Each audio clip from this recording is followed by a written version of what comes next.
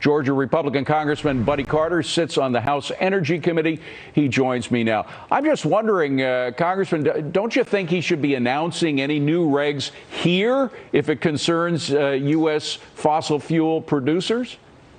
Well, you would think so. After all, that impact is going to be felt here the most. I mean, let's face it, here is Joe Biden, who inherited an energy-independent country, something that we worked so hard to achieve. In fact, we were energy dominant, and he has squandered that. Now we're energy dependent on other countries. We're even asking the Middle East to pump more so that we can get it. The first thing he does when he gets in the office is to cancel the Keystone XL pipeline, doing away with over 11,000 jobs and further eroding our energy independence. I mean, this is the most inept, incompetent administration that I've ever seen. I just cannot believe that they've done this with our energy sector. They've done it with the border. He inherited the most secure border that we've ever had. And now, look, we've got a crisis at our border. And look what's happening with our economy. Inflation is going crazy now. It's running rampant.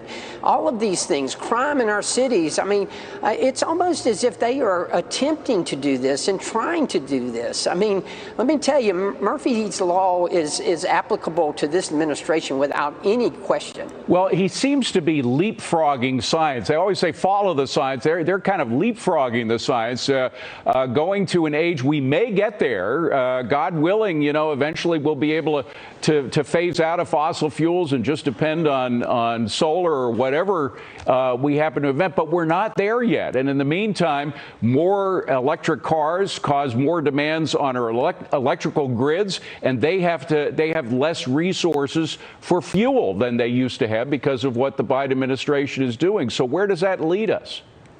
Well, that's exactly right. Where does it lead us? It leads us to higher prices. I mean, look at the price of gas now. Look at the price of natural gas. I mean, and but could it also lead to shortages, Congressman?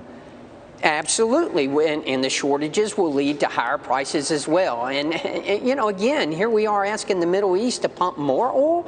And when we had energy dominance in this world, it is simply ridiculous. Look, I don't think we get enough credit for what we've done in the United States in the way of decreasing our carbon emissions. Keep in mind that this is a country that has decreased our carbon emissions over the last decade more than the next 12 countries combined, while all the time improving our economy and growing our economy. That speaks well of what the private sector can do if the government will simply get out of the way. I mean, now we're going to be depending on Russia for more natural gas in other parts of the world when our own energy secretary has said that's the dirtiest natural gas out there. It's simply ridiculous what is happening By here. the way, natural gas, if we can put it up on the screen, it's got a 10% jump today. It's up big time. We're hearing that it could be at least a 30% increase in what consumers pay for natural gas to heat their homes this winter.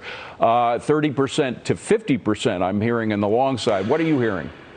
Well, same thing here. That is what I'm hearing. I'm hearing more 50%. Plus, don't forget that part of this $5.5 trillion tax and spend plan that they're trying to pass includes a tax on natural gas that's going to increase the price of it even more.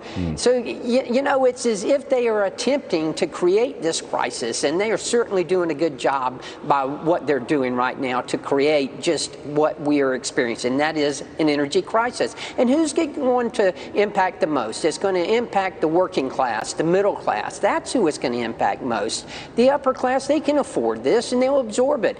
But those people who are dependent on gasoline in order to get to work, the guy who's trying to make ends meet for his family, and now he goes to the pump and all of a sudden he's paying $30, $40, $50 more than he was before. That's simply ridiculous, and that's hurting. Congressman Buddy Carter, I couldn't complete this interview without congratulating the Atlanta Braves. You're going to the series. Congratulations, sir. We are. All right.